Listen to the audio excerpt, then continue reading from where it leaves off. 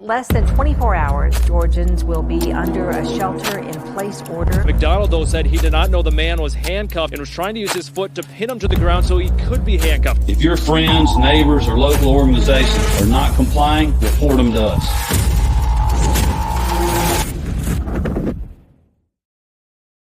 Hello, everybody. Welcome to the Free Georgia podcast. My name is Jake Green. Thank y'all so much for joining today. First off, if you have any questions about Libertarian Party of Georgia or the Libertarian Party in general, you can go to lpgeorgia.com to learn all about our party, what we believe in, what we are doing around the state of Georgia. Our convention is coming up soon. You can get your tickets now. Early bird tickets are available until October 30th, $62. From October 30th to December 6th, they are $75. And December 6th to the day of, they're $85. It will be January 26th through the 28th down in Conyers, Georgia at the VFW post number 5290. So make sure to go ahead and get your tickets now while they're cheaper. And then other things are on our website. You can see what our platform is, headlines, affiliates. You can see our bylaws. What is a libertarian? You can take the world's smallest political quiz. You can see some of our campaigns, our advertisements, things like that. So head on over to lpgeorgia.com to learn more about our party and what we're doing around the great state of Georgia. All right, today I have a guest who is running for Savannah Council District 3 down in the beautiful city of Savannah. It's where I went to college. His name is Clinton Cowart. Clinton, welcome to the show. Thanks for joining me. Glad to be here. Absolutely. Can you tell people who you are, where you come from, and like why you're, let's start with those two. Okay. I'm Clinton Cowart. I am from Savannah, Georgia. I'm a long-time resident. I did take off for a couple of years for college, but of course I came home. I'm now running for District 3 of Savannah, Georgia's City Council. It's a local municipal election, non-partisan, so I don't have to worry about signatures. That's a plus. What do you do when you're not running for office? Like do you have a day job? What do you do? Well, I'm an HR professional. I'm doing a contract right now with a local company, subcontracting workers for logistics, moving, trucking, stuff like that. Before that, I was an HR director of a hospitality agency that, we received tips from hospitality industry, hotels, motels, resorts. I did that for a couple of years under 1099. And on and off, I've been writing employee handbooks for local businesses. I have a resume or two that I do for money. I consult for money. And I do wrongful terminations. I just do a little bit of this and that in HR. Okay, that sounds like very much my life of just doing a little bit here and there of different things in the film industry. Well, also I'm an actor. So. Oh, well, there you go. Yeah, when you're in entertainment, you have to have multiple jobs. You have to have multiple hats and do a whole bunch of different things. I was in IT for about 10 years, and I hated it. Oh, I hated it. So. Really? What's the difference between as far as like culture and likability of the job between HR and IT? IT pays good, but it's very chaotic, and it's more antisocial than HR. Oh, okay. Yeah. I didn't. I guess have I been on stage since I was a 10-year-old little boy. I don't like being isolated. Okay, that's good to know. Tell us why you wanted to run for Savannah City Council. Well, pretty soon I didn't like the direction that the city was going in overdevelopment, taxing people into the oblivion where they can't afford to keep their residency, forcing people to have to move or couch surf or worse, end up homeless. Their solution is always raising taxes. Their second solution is always raising the minimum wage. And then they act shocked when prices go up and things become worse.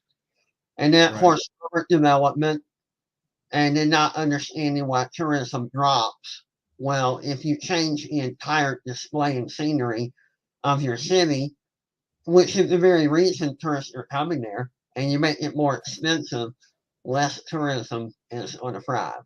You know, Yeah, that seems very logical to me. a lack of transparency really irritated me. Making below $400 million on numerous brand new buildings for schools, yet they can't hire teachers.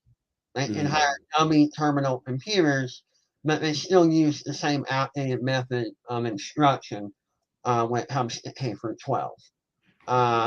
Then there's the misuse of funds, such as $124,000 to build a small open gazebo, which was nothing but plywood and sheet metal and some concrete and some picnic tables. Something that my father could have built for 15 grand. Yeah. Right. So yeah, misappropriation of funds, misuse of funds. Yeah, that doesn't sound very good. Have you run for office before? Like, have you done anything in the public sector before like this? I ran for state representative in 2021. The incumbent passed away unexpectedly. Yeah. And it was me, well, it was 5 of us. And I came in third. It was my first time. And I ran as a Libertarian. Because back then, it was before our wonderful Secretary of State that bill to where any third party has to have so many signatures to be on the ballot. Right. So I was on the ballot and the Libertarian, and it came in third out of 5 people. That was my first time. Okay. How, what things did you learn from that campaign that is helping you in this one? What I learned was great. Implementing what I know is another story altogether. I learned that it can't all be done behind the keyboard, number one. You have to have boots on the ground. You have to have a team that's willing to knock on doors. You have to have a team that's willing to hand out flyers in person. You have to have a team that's willing to go to events, food drives, in person. The internet, people have become desensitized to it. You do need an internet presence, but now it's just kind of a bonus. Remember the whole shebang.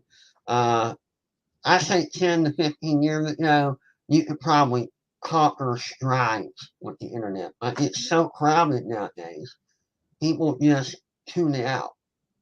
So you kind of have to do in-person, internet, radio, TV. You need a truckload of volunteers.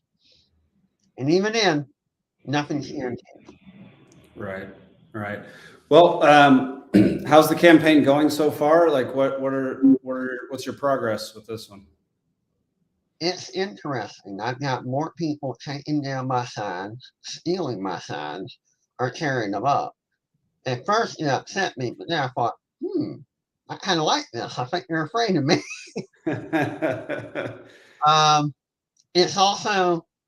It's bringing out people's true colors. The incumbent made some derogatory statements, stating my name afterwards, which they're not directly written, but they imply a certain way of thinking. And because this person lacks all, how can I say, self-awareness, they're advertising the very article that they gave an interview for where they're incriminating themselves and basically being admitted. I was going to, respond. I went, no, they're doing it for me. That's interesting. So people are taking down your signs and tossing them away. That's so interesting. That does sound like you're doing something right and that you're making strides. Like if you were no threat at all, they wouldn't care and they would just leave your daggum signs alone. So that's interesting. They're going out of their way to make sure people don't even know I'm running. That's why I find humorous. Gotcha. Do you know how much do you know about the folks you're running against?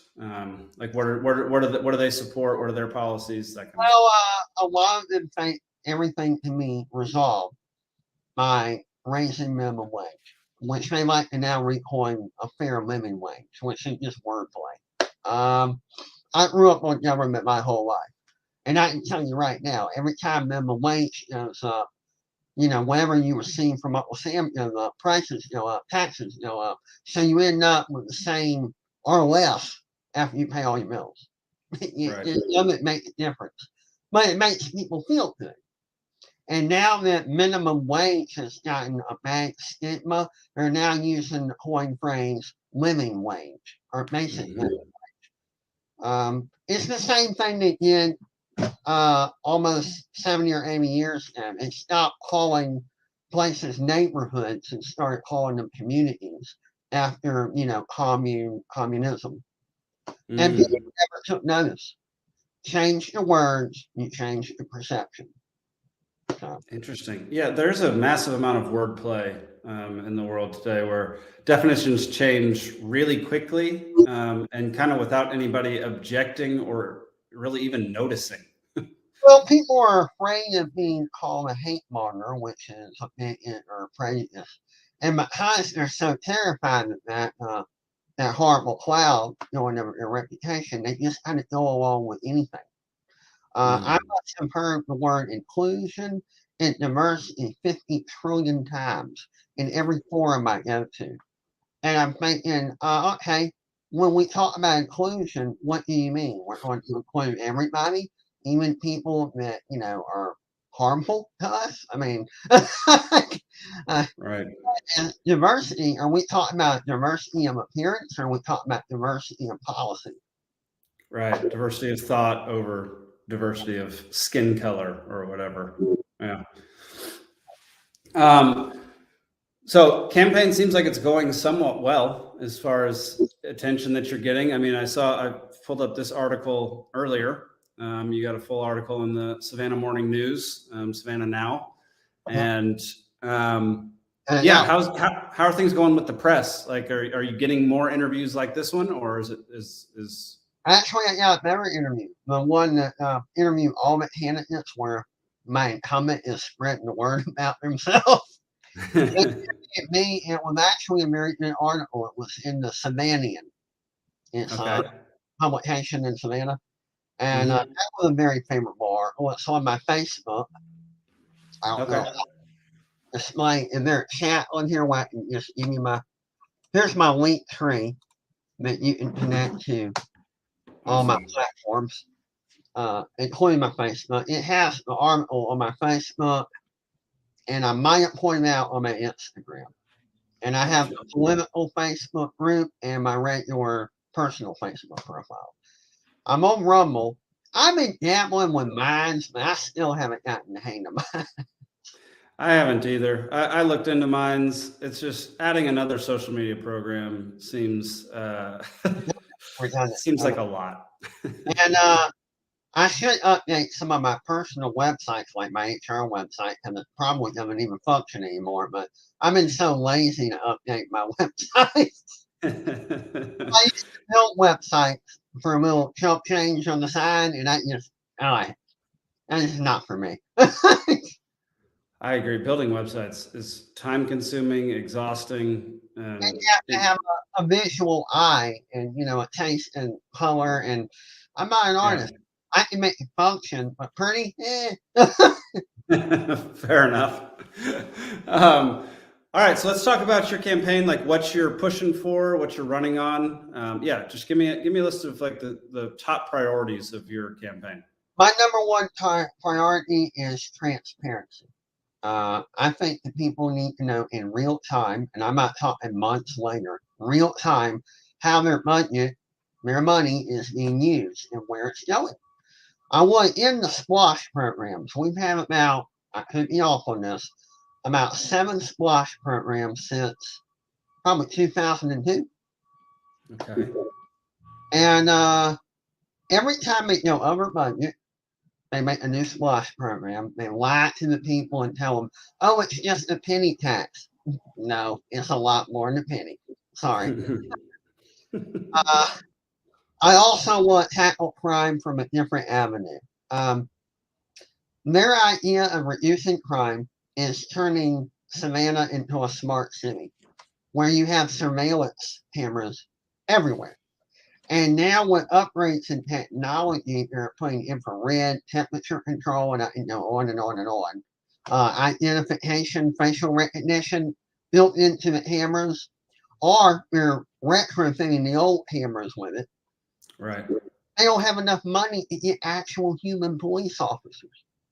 So now they're whining about being 100 and something short of police officers. Well, if you waste your money into transforming Savannah into a concentration camp that spies on everybody and looks at credit history and violates the HIPAA Act, you wouldn't have that problem. Right. There's also a big misuse of 911. You have people calling 911 to get a refund, at some restaurant that they think did them wrong. And I'm sorry, but 911 is, hey, I've been shot. Hey, there's an intruder in my house. I'm afraid I'm going to get shot or get stabbed. Hey, I'm being mugged. I'm running as fast as I can. Help. That's 911. Not, hey, I got guilt at this restaurant. They gave me the wrong order, or they haven't even given me my order. Bring the cops here immediately. That's not 911. Right. And more okay. I want to reduce taxes. We had a millage rate, and what it is, a little trickery with people. They reevaluated all the properties and real estate in Savannah. By doing this and raising the value of all the real estate, it allowed them to keep the millage rate the same. And by doing these two things, they can raise taxes in the next millage cycle. Now, if real estate had remained at the same value and the millage rate had remained the same, they wouldn't have been able to raise taxes. So they played trickery on people. They told people, oh, we're not raising the millage rate. It's been this way for almost 37 years, and we're going to keep it that way. Therefore, people concluded this means my taxes won't go up. What they left out is, a couple months before we reevaluated your house, and now it has a higher property value. So by doing this, we can keep the millage rate the same and still stick you with $517 of a raise and tax increase. Enjoy. Your sound went out. Oh, yep. Sorry. That's some of that wordplay that we were talking about earlier. They tell you one thing, but then they find a loophole to sneak it through in another way. We talked about this on, I think it was Free Georgia podcast, like 2 episodes ago, where like the whole shrinkflation thing, where like you think the prices are the same, but you're actually the packages contain fewer ounces, fewer things in them. Yeah. It's like, yeah, your prices aren't going up. You're just getting less money or less things for the money that you're spending. And their answer to all of this is, we need more affordable housing complexes. Here's an idea. Why don't we just lower taxes? That doesn't guarantee that those people that own privatized apartment complexes will lower their rent. But sure, a great incentive. Number 2, there's a manipulation of annexing and zoning by industrial, corporations. They're finagling the paperwork where they can get it changed from limited industrial to heavy industry. So you got an overdevelopment. Rather than staying in the industry part of the city, they want to branch out, so they've been manipulating the paperwork so they can change their category. And because people, and yes, I'm guilty of it too, we're not keeping track of the finer details. completely unaware how they're I can't even speak, manipulating the paperwork when they go to file to change your category status. But and if we're aware of this, whoa. No, you don't get to change to light industry to heavy industry. There's a residential area over here. You're going to be impeding. You got plenty of space over here. I don't care what you want. You stay on your side, you stay on our side. And then you have the overdevelopment of our downtown, River Street, Bay Street. They say, oh, this is to attract more tourists. Allow me to remind you why tourists come here. The historical scenery, one, and lower prices, two. You build all this crap, it destroys the historical scenery. And with raising the motel and hotel tax, which the state did, I'll have no control over that. That's going to raise prices, which it already has, at every venue, restaurant, hotel, whatever. People are not going to come here for their vacation. They're going to drop off because it's becoming expensive and everywhere else. Interesting. Himself in the foot. Yeah, no kidding.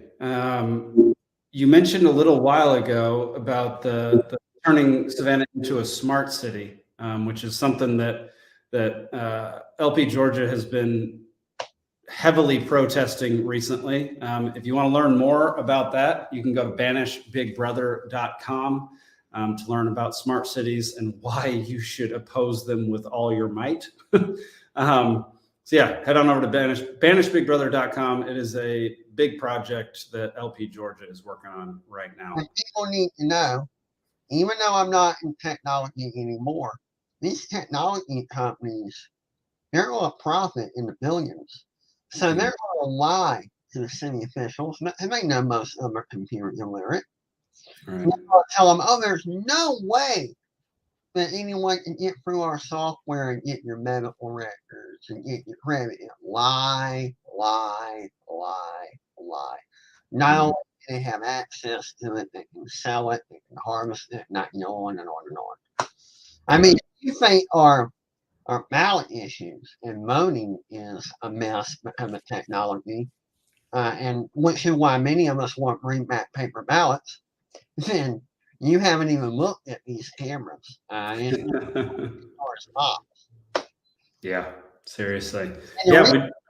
For every crime they claim it stops, it opens up the door to dozens of other crimes.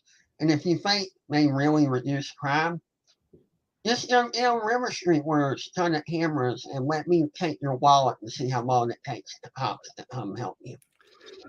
Right. I guarantee you, if you're jaywalking, you'll get a ticket in the mail in no time flat in a week,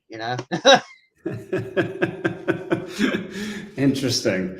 Can you tell us like what the biggest struggles are with the campaign, or like what you need help with as far as any like volunteers or help on the campaign or whatever? Well, we have about 28 more days. Probably canvassing. Although we canvassed very thoroughly, people are being barraged with other candidates, and we have to keep reminding them. Like this is first day of early voting, and I've already released videos on the internet. But like I said, the internet's oversaturated, so I don't know how many people will be able to see the videos. They're on my YouTube, right? On my Facebook group and my regular Facebook. They're on my Rumble and my Instagram, and they're even on LinkedIn. But like I said, I'm not 19 anymore, and I really don't know how to market it to spread the audience on the World Wide Web. What we need more than anything is probably sign waivers now, because knocking on doors has kind of dwindled down now that people are actually going to vote. We need people waving my campaign sign. Okay. That's what we need until November the 7th, at least 30 minutes a day or something in certain areas near the polls. Yeah. Of course, we can't get you close because of the election regulations, but Right. But close enough to where people will see it. Interesting. So early voting started today. Is that correct? Yeah. Wow. All right. And so we've got, I guess, 3 or 4 weeks until the actual election happens? November the 7th is the actual election. So I guess 2.5 weeks. Okay. Like Okay. Let's see. You mentioned, hang on one second. I'm going to reshare this. These are all the places where you can be found online. I mean, a plethora of places. I think you've got all your bases covered. You can find Clinton on his own website, YouTube channel, Instagram. You said not so much Minds, but we'll yeah, I'm still having a hard time getting the hang of that. yeah, fair enough. Rumble, Facebook, personal Facebook, LinkedIn. I mean, he's got everything. If you want to find anything out about Clinton Cowart, it is easy to find him. Yeah. Well, I find humorous, and when I have reporters, now these are people calling themselves reporters. Mm-hmm. Well, tell us about yourself. I got at least 2 or 3 different bios from 2 or 3 different websites. You type my name in Savannah, Georgia, you get about 5 to 6 entries of me and one of my departed father. That's it. Yeah. It's true. I was searching your name before this interview, and you're everywhere. It's so easy to find you. I know, and these reporters like, well, I've never heard of you. I went, and you call yourself a reporter? Right. Oh, that is ridiculous. I mean, not even on the internet. My father raced NASCAR. I mean, come on. Even if you didn't know me, the name just sounded familiar. I mean, right. So yeah, if you're out there and you want to help out, and you're in the Savannah area or anywhere around there, go to Clinton Cowart's website, get involved, sign up. You can contact me by Cowart for District 3. That's a direct link. Mm-hmm. And I can put you on a corner with a sign for 30 minutes, you know. I love it, man. I love it. Sounds like you're doing great down there. I'm very happy to see. I always love libertarians running for office and doing a good job at it. So I'm happy to see that you're. I got some stiff competition, you know. So yeah. Well, we'll see. Well, man, is there anything else that people need to know before we sign off? Yeah, don't be so eager to throw away your freedom. I know that times are harsh and sometimes they're scary. And if anyone knows anything, when COVID-19 hit, we all went in a panic and we eagerly threw away our freedom. Only now we're finding out that the majority of everything that we read and heard was omitted information and only 1/3 of the facts. If we had known everything, we wouldn't have even worn a mask. Most of the people that passed away were handicapped like me, over 40, or suffering from something else, which means a normal flu had killed them. But this is never going to admit that, you know. Yeah. And also, violence isn't just perpetrated by a gun. Gun regulations are not going to do anything but take away your Second Amendment rights. I'm sorry, but people die in many ways. And some of the states that have the harshest gun regulations have a higher murder rate than Savannah, Georgia. So, gun regulations is not the solution. I love it. Well, Clinton, thank you so much for coming on the show today. I really appreciate it. Thank you for having me. Absolutely. Anybody out there who needs to learn more about the Libertarian Party of Georgia, go to lpgeorgia.com. You can also go to Clinton's website to get involved in his campaign and learn more about what he's doing down in Savannah. That'll do it for today, y'all. Make sure you tune in to Liberty Libations every Thursday night at 8 p.m. and the Free Georgia Podcast every Monday night at 8 p.m. We'll see you later. Peace. Here.